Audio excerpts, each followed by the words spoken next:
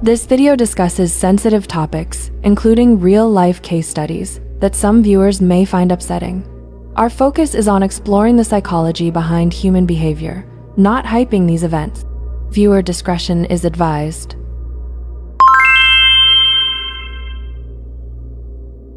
Imagine this. Just imagine it for a second. If you had the chance to do something kinda bad, and you were guaranteed 100% that no one would ever know, what would you do? Don't answer yet. Because yeah, you probably felt a tiny spark in your mind just now, right? And that tiny flicker, that's where things get interesting. And honestly, a little dangerous. Humans aren't as good as we think. So here's the thing. We love to think of ourselves as good people. You know, kind, caring, thoughtful, polite. But when the right situation hits, with the right emotion, at the right moment, even the nicest people can turn into a version of themselves they don't want to remember. I once worked with a college kid named Kevin. Sweet guy, respectful. The kind of student teachers fight to adopt. But after a rough breakup, he told me, if I could erase every trace of my ex from the internet with just one button, I'd slam that button so fast. And I was like, don't you think that's a little harsh? Kevin just shrugged. Harsh, sure, but at least it hurt less. And that's when you really understand something. Evil doesn't always look monstrous or dramatic. Sometimes it's just pain wearing a different outfit, or emotions spilling out sideways, or power whispering. Try it.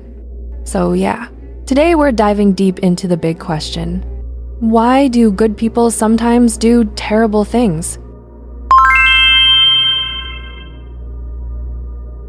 The Stanford Prison Experiment.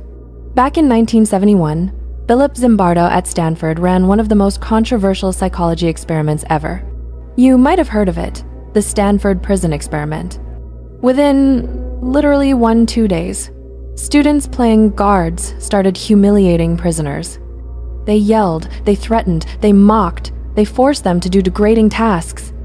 And the wild part? They felt normal. Some even felt right. One guard later said, "I don't know why I did it. I thought I was just playing the role. Just a uniform, just a baton, just a label." And suddenly, behavior spiraled. Zimbardo famously concluded, it isn't bad people who create bad behavior. It's bad systems that pull darkness out of ordinary people. And honestly, if you were in that room, you might have done the same. Not because you're evil, but because humans are influenceable. Genetics, the brain's operating system. And biology plays a part too. There's this genetic variation called MAOA, nicknamed the warrior gene. It makes the brain react more intensely to threats, frustration, or disrespect. MIT's 2008 study said, people with MAOAL exhibit heightened reactivity to negative stimuli. Meaning, a dirty look, normal brain. Mild annoyance, MAOAL brain, why are you attacking me? This gene doesn't make someone bad, but it makes emotions ignite faster. Genes don't decide your behavior, but they shape how quickly you react. Environment where good and bad are learned. And then there's the environment. I once met a girl named Mia. Her parents fought like a Super Bowl every night. Shouting, slamming doors, plates clinking. It was her background music. As an adult, she defaulted to what she learned. Yell, defend, attack. Not because she was cruel, but because that was normal. APA, 2019. Children raised in violent environments are 5-7 times more likely to be explosive. Not because they're born bad, but because chaos feels familiar.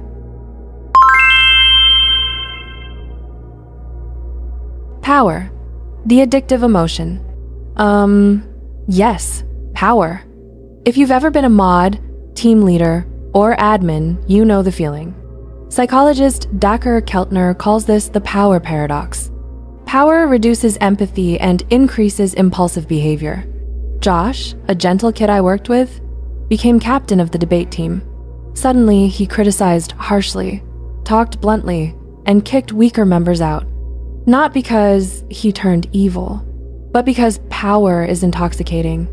When power goes up, empathy drops. Bad behavior becomes easier. Temporary emotions brain hijack.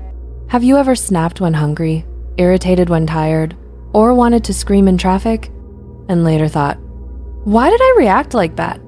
That's what Daniel Goleman calls an amygdala hijack.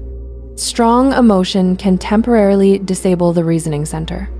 When you're exhausted or overwhelmed, you become a different version of yourself. Personal choice, the most important piece. Even with genetics, environment, emotion, or power, you still choose. Neuropsychology Journal, 2020. No genetic or environmental factor predetermines behavior. Once emotional regulation skills are developed, you might be hot-headed, but you can choose patience. You might hold power, but you can choose not to abuse it. Evil isn't fate, it's a decision. Why good people do bad things. Here's the formula. Genes plus environment plus power plus emotion plus opportunity equals shadow behavior. Imagine a terrible day. Bad sleep, failed test, argument, empty bank account. Someone bumps you at the store. Your brain needs one more spark to flip. Good people get tired. Kind people break too. The most beautiful thing about humans. You don't choose your genes or childhood or starting point, but you can choose your reactions, patterns, and who you become. We're not perfect, but we can recalibrate, adjust, and grow. And that ability makes us extraordinary.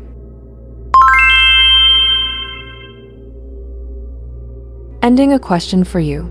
So, among genetics, environment, emotion, and power, which one do you think pushes good people toward bad actions the most?